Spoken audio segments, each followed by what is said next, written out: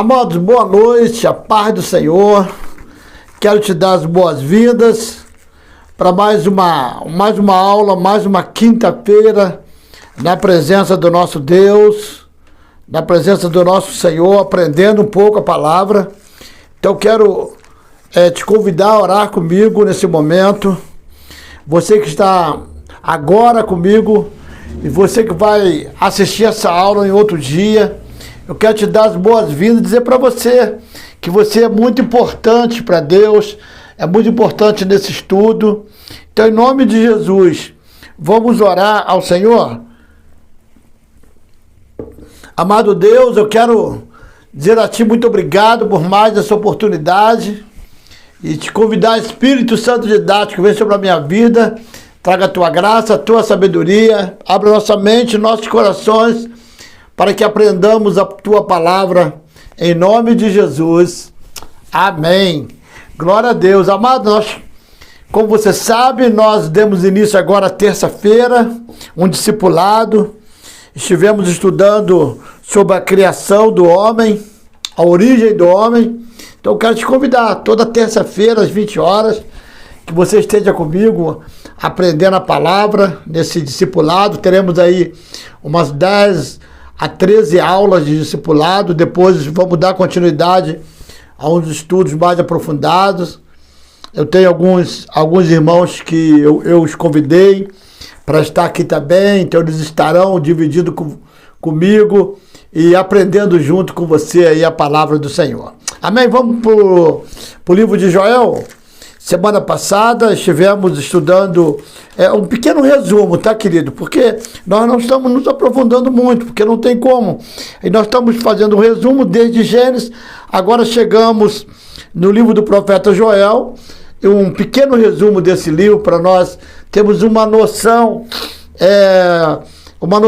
assim, sobre esse livro tão conhecido, livro que nós ouvimos tantas pregações, não é mesmo? Então vamos aprender um pouquinho. Tem uma Bíblia aí, pega a tua Bíblia. Vamos dividir um pouquinho, aprender um pouquinho comigo. Então, queridos, o livro de Joel, eu dei o título Julgamento e Misericórdia. O versículo-chave está aqui no capítulo 2, verso 28, que diz assim a palavra do Senhor: E há de ser que depois derramarei o meu espírito sobre toda a carne. Os vossos filhos e vossas filhas profetizarão, os vossos velhos terão sonhos, os vossos mancebos terão visões. Então, essa profecia de Joel profetizou no final do século IX e no início do século VIII, claro, antes de Cristo. Ele profetizou, ele estava em Judá, mas ele profetizou tanto para Judá, que é o sul, quanto para o norte. Então ele profetizou para Israel e para Jerusalém. Então a profecia, ele não profetizou somente para Jerusalém, ele profetizou também para Israel. Você se lembra, depois com a morte de Salomão, houve a separação ali, as 10 tribos foram para o norte, as 2 tribos, Judá e Benjamim, ficaram no sul, e Joel é levantado antes um pouco da Síria entrar em Israel e tomar Israel. Nós vimos isso nas aulas anteriores. Como acabei de falar, o versículo-chave aqui em capítulo 2, verso 28, e acontecerá depois que derramarei o meu espírito sobre toda a carne. No Antigo Testamento, o Espírito Santo vinha sobre os profetas, reis, artífices, para capacitá-los para uma grande obra. Então, no cômputo geral, as pessoas não tinham o Espírito Santo, como nós temos hoje. E essa profecia de Joel, ela foi concretizada aconteceu o que Joel profetizou aqui em Atos capítulo 2, na descida ali no Pentecoste, na festa de Pentecoste, quando Deus derramou sobre a igreja, sobre aquele povo que estava ali, o Espírito Santo. E eles foram capacitados para sair falando em outras línguas e pregando o Evangelho. Não são todos galileus, eles estão bêbados, estão embriagados, não. Eles estavam cheios do Espírito Santo. Então hoje eu quero te dar uma boa notícia. Você tem o Espírito Santo. Essa profecia de Joel, ela se concretizou sobre a tua vida, sobre a minha vida. Então hoje nós temos o Espírito Santo. Amém? Em nome de Jesus. No Antigo Testamento, o Espírito Santo vinha apenas sobre, eu estou repetindo, sobre os profetas, reis, artífices, ou seja, a grande maioria das pessoas não tinha o Espírito Santo. O próprio Jesus disse aos seus discípulos que ele tinha que ir.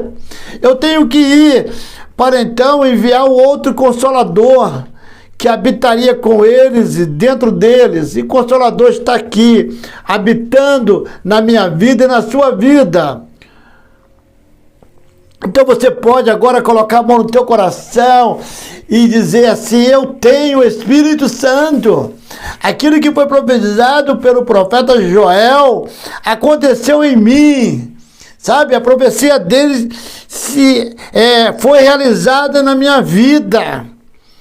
Em nome de Jesus. Essa profecia foi cumprida com o nascimento da igreja. Então ali, fiquem em Jerusalém. Eles ficaram em Jerusalém quando Jesus subiu. Eles ficaram em Jerusalém até o dia de Pentecoste, quando veio sobre aquele lugar como uma labareda de fogo o Espírito Santo. E eles saíram falando em outras línguas. Então essa profecia foi cumprida no nascimento da igreja. E quem é a igreja? Sou eu que sou a igreja, você é a igreja, por meio da descida do Espírito Santo. E hoje todo crente recebe a Cristo. Quando ele recebe a Cristo, ele é selado pelo Espírito, experimentando a regeneração e passa a ter o Espírito habitando em si. Por isso que o apóstolo Paulo, escrevendo a segunda epístola aos Coríntios, no capítulo 5, ele diz que hoje nós somos nova criatura, porque hoje nós temos o Espírito Santo sobre nós. Você tem o Espírito Santo sobre você. Por isso que você age diferente do mundo. Por isso que nós somos diferentes do mundo, porque nós temos o Espírito sobre nós. Então eu quero falar um pouquinho sobre o pano de fundo, o propósito desse livro, desse pequeno resumo. O livro começa com a praga de gafanhotos, né? Aquela praga de gafanhotos terríveis mesmo. O profeta Joel usa essa praga para simbolizar o julgamento divino que deveria vir por causa dos pecados de Judá. Claro que Judá e Jerusalém, tá? Judá, ou melhor, Judá, que é Jerusalém, e Israel. Ele começa falando sobre os gafanhotos que viriam. Você se lembra da praga dos gafanhotos lá no Egito? E eles tinham experiência, e os profetas, Deus usava os profetas para falar uma língua, um dialeto que o povo entendesse. Olha, vocês precisam se arrepender. Vocês precisam se arrepender. E até hoje, arrependei-vos. Não é assim? Até hoje, arrependei-vos. As pessoas estão aí. Deixa para amanhã. E Deus está só chamando. Aí está morrendo um, morre outro. Deixa para amanhã não, querido. Se você ainda não aceitou a Cristo como seu único Senhor, se você não confessou Jesus como seu único Senhor, confesse agora, é rápido. E receba o Espírito Santo sobre a tua vida. O livro de Joel foi escrito para o reino de Judá. Eu também já estou falando que é para Israel, o reino do sul e o reino do norte. Essa profecia diz que a cidade seria sitiada pelos inimigos da nação, os quais era como uma horda de gafanhoto, e a única esperança de sobrevivência seria arrepender. Porque quando Jeroboão leva o povo, eu fico com as 10 tribos, Deus havia falado com ele através do profeta Aías, que ele seria abençoado, que aquele povo seria abençoado, só que ele levanta 2 altares, e o povo começa a adorar, ao invés de adorar a Deus, eles começam a adorar outros deuses. Aí vem a apostasia, que nós falamos na última aula, até quando estudamos o livro do profeta Oséias, falamos que isso, Deus chama isso de adultério. Então, Deus odeia a apostasia, Deus odeia isso, a idolatria. Apostasia, eu falei que é a dureza do coração, sabe? Um povo obstinado. E ele profetiza, ele fala, arrependei-vos. Só que eles não se arrependem. O povo de Israel não se arrepende. Aí a Síria entra em Israel, leva o povo e eles estão espalhados até hoje. Só lá no final, quando Deus vai reunir todo o povo de Israel. Isso aí já é, como nós já falamos em outras aulas, um estudo mais aprofundado sobre a guerra do Armagedon, sobre os últimos acontecimentos. Quando nós estudamos o livro de Daniel, nós falamos sobre isso. Tá bom, querido? O livro de Joel foi escrito, essa profecia diz que a cidade seria sitiada pelos inimigos da nação, os quais era como uma horda de gafanhoto, e a única esperança de sobrevivência seria se arrepender e buscar a misericórdia de Deus. E hoje, a única maneira é arrependimento. Hoje, por exemplo, as igrejas, a maioria das igrejas estão dizendo o seguinte: venha para cá, venha aderir a essa igreja, fala sobre adesão. E você está onde agora? Eu estou na igreja A. Por exemplo, no nosso ministério. Eu estou no ministério resgatado, estou no ministério tal. É mesmo? Sim. Isso é suficiente? Não.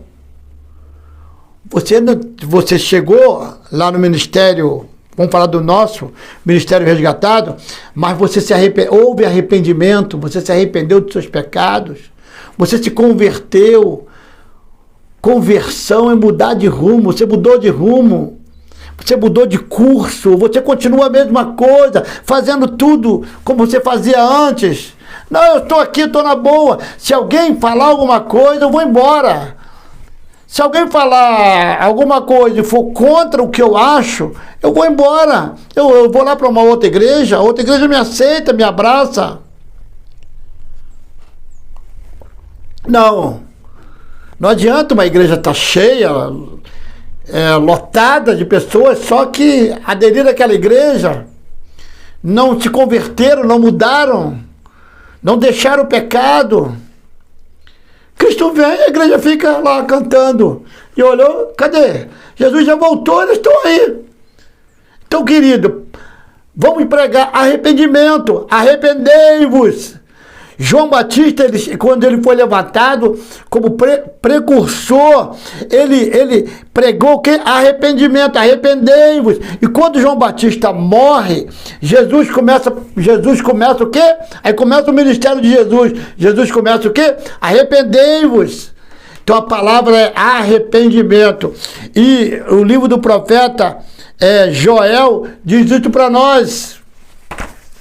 Eu estava até lendo uma revista bem antiga, que ele fala assim, ouça o alarme, Joel capítulo 2, tocai a buzina em Sião, clamai em alta voz, no monte da minha santidade, perturbem-se todos os moradores da terra, porque o dia do Senhor vem e ele está perto. Você sabe o que é o dia do Senhor? Quando nós falamos em o dia do Senhor, pensamos assim, o dia é como hoje, quinta-feira, tem 24 horas. Não, o dia do Senhor é diferente. Dia do Senhor chegará, querido, virá o dia do Senhor. E nós precisaremos estar preparados. Então arrependei-vos, diz o Senhor. Tocai a trombeta. Arrependei-vos. Ele vai trazendo uma palavra para nós de restauração.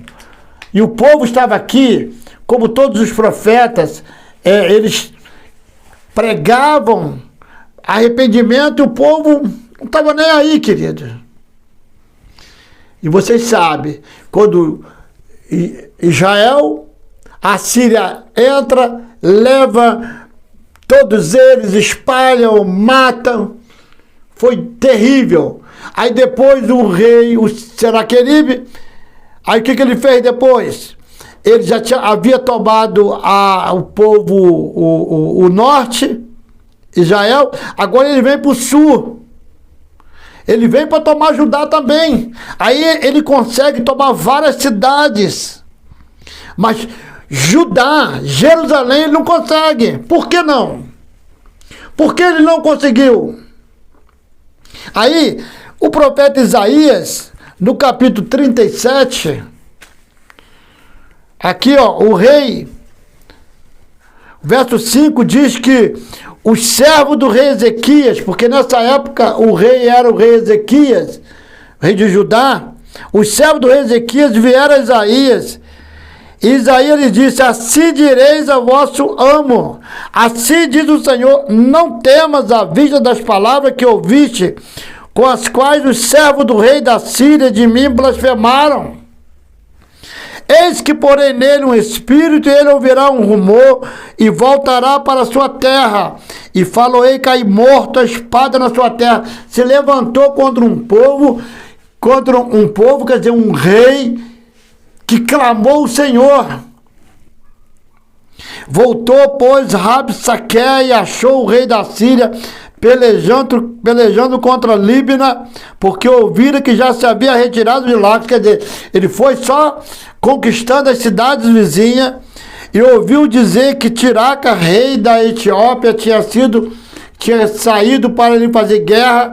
Assim que isto ouviu, enviou mensageiro a Ezequias, dizendo: assim falareis a Ezequias, rei de Judá, dizendo: não te engane o teu Deus, em quem confia, dizendo: Jerusalém não será entregue na mão do rei da Síria. Olha aí, irmão. Eis que já tem ouvido que fizeram o rei da Síria todas as terras, destruindo-as totalmente, e escaparia tu. Quer dizer, o diabo é mentiroso. Como é, rapaz, você está acreditando nesse Deus? Você ainda não conhece o inimigo. O rei da Síria está arrebentando tudo, está conquistando todas as cidades, estão matando as pessoas, e você vai confiar em Deus? É assim que o diabo faz conosco. Essa enfermidade que está sobre a tua vida, você continua acreditando que Deus vai te curar mesmo? Você continua acreditando nisso? Você continua acreditando que Deus vai libertar o seu filho, vai libertar o seu esposo, ou vai libertar a sua esposa, a sua casa? Você continua acreditando nisso? Esta foi a palavra para o rei Ezequias. Agora vou repetir o verso 11 do capítulo 37 de Isaías. Eis que já tenho ouvido que fizeram o rei da Síria a todas as terras, destruídas totalmente. Escaparia tu? Você acha mesmo que você vai escapar? Eu quero dizer para você nessa noite, se você continuar firme, escape sim. A vitória é sua sim, a vitória é nossa em nome de Jesus. Vamos continuar aqui mais um pouquinho, verso 12 de Isaías 37. Porventura, há de livrar os deuses das nações que meus pais destruíram? Gozã e Arã, Rezef, os filhos de Éden, que estavam em Telassá? Onde está o rei de Amate, o rei de Arpade, o rei da cidade de Sefarvaim, Ena, Iva? Onde eles estão? Você vai para o mesmo lugar, rapaz. Quem é seu Deus que pode te livrar? Olha o verso 14, recebendo por Ezequias carta da mão do mensageiro e lendo-a, subiu à casa do Senhor.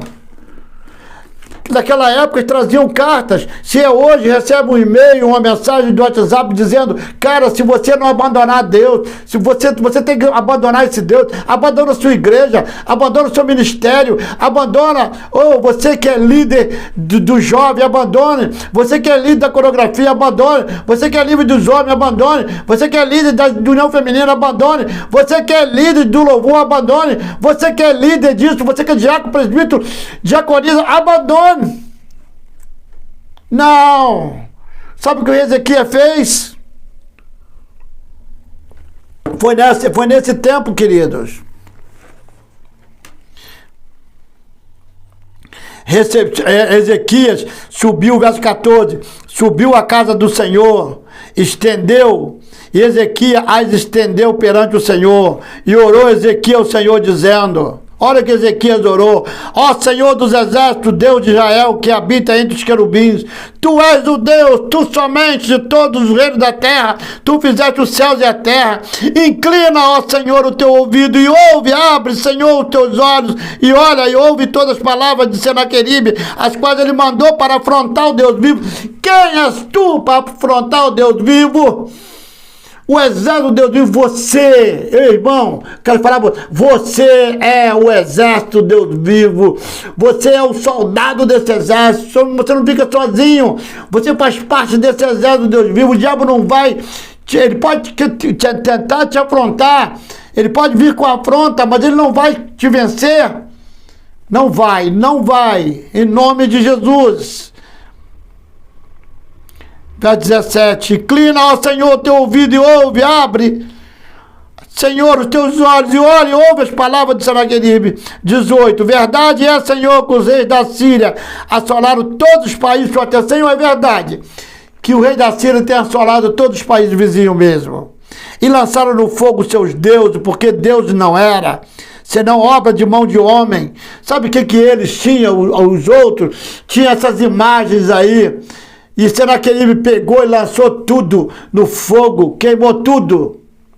Tem poder para nada, porque deuses não era, senão obra de mão de homem, madeira e pedra, por isso destruíram.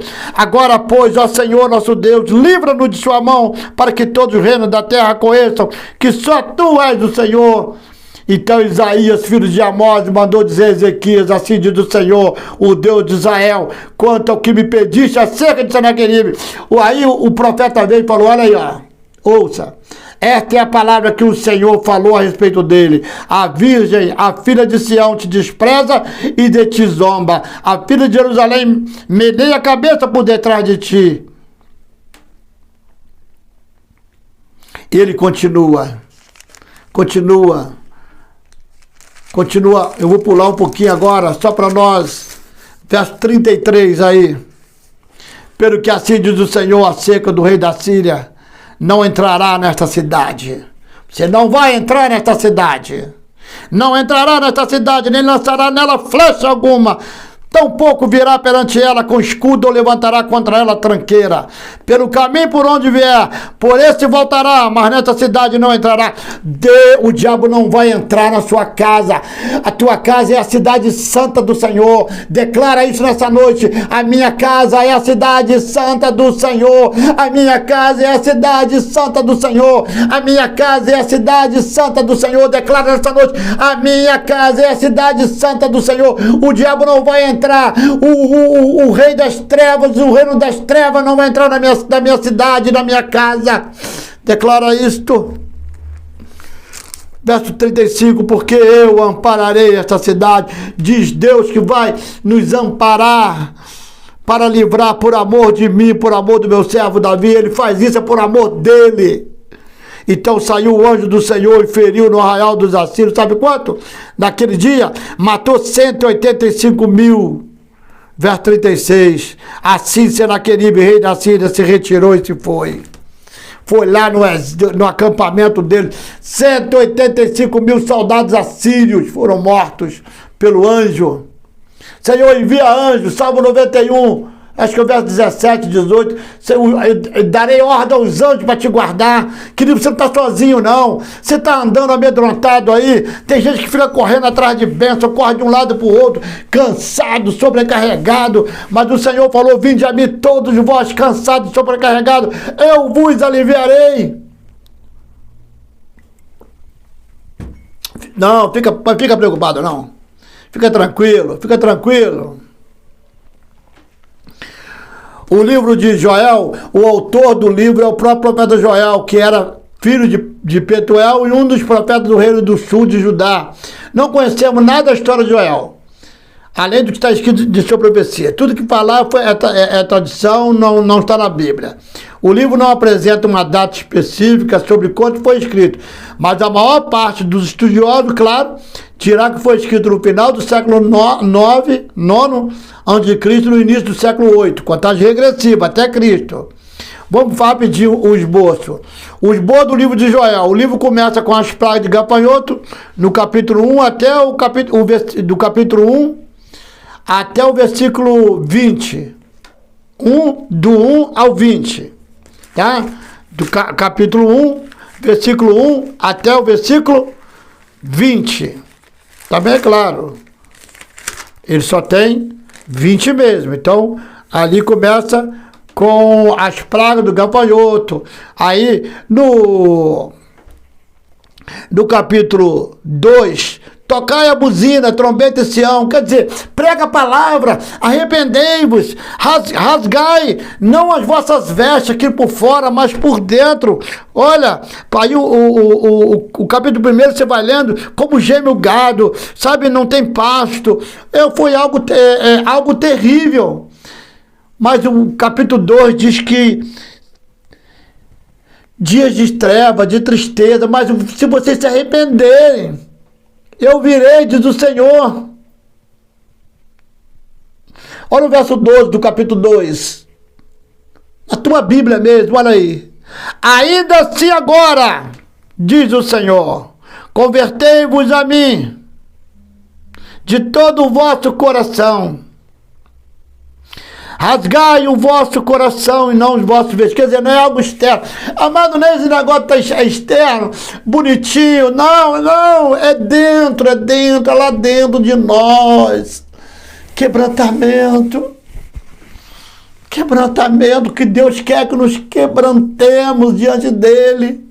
Deus quer que nos prostremos, que nos humilhemos diante dele. Não se iluda com pompa, né? Tal, aquele ali é cheio, aquele ali é cheio do poder de Deus. Não se iluda com isso não, amado. Você está pensando que Deus, sabe, isso mexe com o coração de Deus? Mexe com o coração de Deus, é um coração contrito, quebrantado, sabe? Ele fala, verso 13, rasgai o vosso coração, não o vosso vestido. Capítulo 2, Joel, verso 13. Verso 14, quem sabe se voltará e se arrependerá e deixará após si uma bênção. Verso 16, congregai ao povo. Congregai, irmão, você que não está congregando, congregai. Santificai a congregação, ajuntai os anciãos, congregai os filhinhos, os que mamam. Sai o noivo de sua recâmara e a noiva do seu tálamo. Chore os sacerdotes, ministros do Senhor. Entre o alpendre e o altar e diga, poupa o teu povo, ó Senhor. Vamos buscar o Senhor. Senhor, poupa, Senhor, os nossos filhos. Poupa nossas vidas, poupa nossa família, Senhor, desse mundo tão perverso, mal. Perdoa-nos, Senhor. Verso 18, então o Senhor terá zelo da sua terra e se compadecerá do teu povo. E o Senhor responderá e dirá ao seu povo, eis que vos envio trigo, mosto, óleo. Trigo, lembra o quê? Pão. Pão lembra o quê? Cristo. Pão lembra o quê? Alegria. Pão lembra prosperidade. mosto, vinho. Vinho lembra o quê? O sangue de Cristo. Vinho lembra o quê? Alegria. E o óleo, unção do Senhor sobre nós. Oh, glórias! Em terceiro lugar, há uma promessa do derramamento do Espírito. Lá a partir do verso 28 do capítulo 2 até o 32. E acontecerá depois que derramarei o meu Espírito sobre toda a carne. E já veio lá em Pentecoste, naquele dia tão maravilhoso. Em quarto lugar, o opressor será julgado.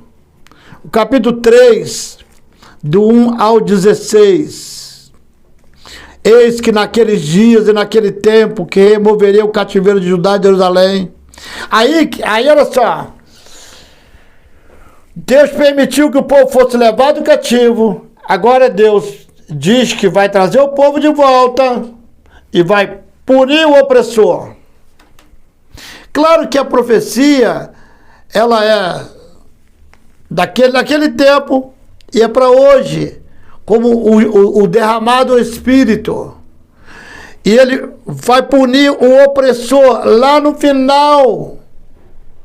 Lá no final, nós vamos estudar isso numa próxima oportunidade, falando ali sobre o Armagedon, o anticristo, ele vai ser punido.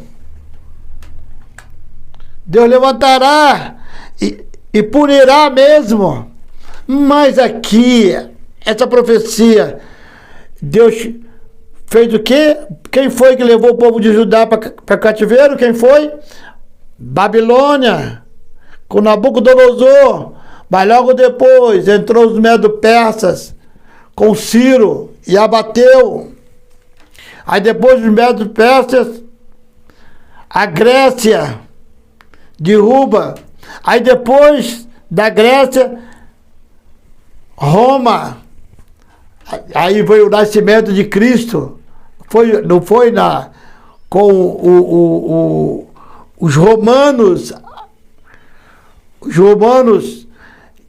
à frente, tomando conta, agora mandando. Mas Deus diz que ele vai, capítulo 3, verso 1, eis que naqueles dias, naquele tempo, que removerei o cativeiro de Judá e de Jerusalém. Congregarei todas as nações e farei descer o vale de Josafá. Aqui é lá no final, porque hoje nós sabemos que, quando ele diz no verso 1, removerei o cativeiro de Judá e de Jerusalém. O povo de Israel, que está espalhado, agora sim, todas as 12 tribos, Deus vai remover, Deus vai juntar esse povo e vai punir, vai fazer juízo. Mas tudo isso, no verso 2 do capítulo 3, congregarei todas as nações, todas, e farei descer ao vale de Josafá, e ali com elas entrarei em juízo por causa de quem? Do meu povo e da minha herança. Quem é o povo de Deus? A herança de Deus? Israel. A quem eles espalharam entre as nações, repartindo a minha terra. Quem foi que fez isso? Os assírios. Os inimigos do povo de Deus, eles serão, Deus vai fazer o quê? Justiça. Deus vai fazer justiça. Todas as nações que invadiram Israel, e aqui se refere às 12 tribos, serão julgadas por Deus nesse vale. Aqui nesse vale de Josafá. Todas as nações serão julgadas por Deus nesse vale. por dividir Israel, levando em cativeiro e espalhando entre as nações. Aí depois, do verso 17 até o 21 do capítulo 3, vemos a restauração do povo de Deus. A partir do 17, diz assim: e vós sabereis que eu sou o Senhor vosso Deus, que habita em Sião, o monte da minha santidade. E Jerusalém será santidade.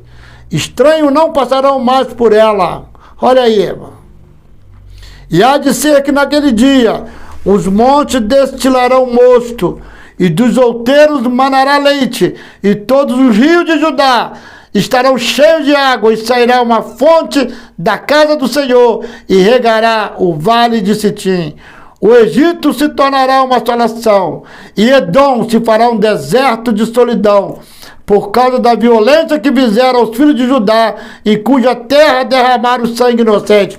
Quando o povo sai do Egito, eles querem passar, os edomitas não permitem. Tiveram de dar a volta. Quando nós estudarmos o livro do profeta Obadias, nós vamos entender isso aqui que Joel está falando. Nós vamos entender a soberba dos edomitas, eles cairão por terra. Irmãos, Deus é justo, tá? Deus é a nossa justiça. Aleluias! Deus é a nossa justiça. O Senhor brama de Sião, fará ouvir de Jerusalém, e os céus e a terra tremerão, mas o Senhor será o refúgio do seu povo e a fortaleza dos filhos de Israel. Aleluia! Eu acho que já deu para nós termos uma ideia desse pequeno resumo do livro de Joel. Esse livro tão maravilhoso mesmo, tão lindo. A gente entender um pouquinho o que Deus fez por esse povo. Arrependei-vos. Aí eles não se arrependeram. Foram levados. Agora eu vou trazer vocês de volta. Deus trouxe o povo de volta. Judá, aqui, através de Jesus, filho de Davi, aqui dentro dessas tribos, nasce Jesus. Depois, Jesus morre, ressuscita ao terceiro dia, sobe e fala para eles: fiquem em Jerusalém. Aí a profecia de Joel: enviarei o Espírito Santo. Aí, como fogo sobre eles. Agora eles recebem o Espírito Santo. E eles saem agora pregando o Evangelho. A igreja nasce. Ali nasce a igreja. A igreja nasceu quando? Ali em Pentecoste, no Pentecoste. A igreja sai pregando, falando do amor de Cristo. E hoje, o que nós precisamos fazer? Continuarmos pregando o amor de Cristo. Até a próxima quinta-feira, em nome de Jesus. Em nome de Jesus, estaremos aqui às 20 horas, para aprender a palavra do Senhor. Então passamos agora para o Joel. E semana que vem estaremos estudando o livro de Amós, o vaqueiro. Amado, o vaqueiro que Deus foi lá e levantou para profetizar também para o povo. Nós vamos ver na semana que vem. Livro de Amós. Lembra, eu sempre cito um versículo do livro de Amós, está lá no capítulo, livro de Amós, no capítulo 8, verso 11. Eu sempre cito esse versículo, olha só. Olha só, eis que vem dia, diz o Senhor Jeová, em que viarei fome sobre a terra. Não fome de pão, nem sede de água, mas de ouvir as palavras do Senhor. E essa palavra, hein, já se cumpriu? Para mim, não. Para mim, essa palavra, essa profecia ainda não se cumpriu. Chegará um dia que nós não poderemos mais pegar um celular, não teremos mais como fazer isto e participar de uma aula como essa. Um dia que nós não ouviremos mais a palavra do Senhor. Haverá fome, não fome de pão, nem sede de água, mas de ouvir a palavra do Senhor. Agora nós temos o privilégio de ouvir a palavra do Senhor. Que Deus te abençoe. Então eu quero te convidar para terça-feira agora, terça-feira às 20 horas, a nossa segunda aula do nosso discipulado. E quinta-feira estaremos aqui no resumo do livro do profeta Amós. Que Deus te abençoe, te dê uma noite na graça e na paz do Senhor. Senhor, nos despede na tua graça, na tua paz.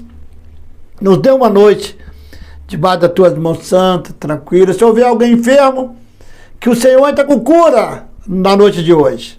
Se houver alguém desanimado, que o Senhor renove as forças. Senhor, que o Senhor venha renovar e fazer com que essa pessoa se sinta fortalecido pelo Senhor. Em nome de Jesus. Até terça no discipulado, quinta no nosso resumo. Que Deus te abençoe rica e abundantemente. Fique na paz.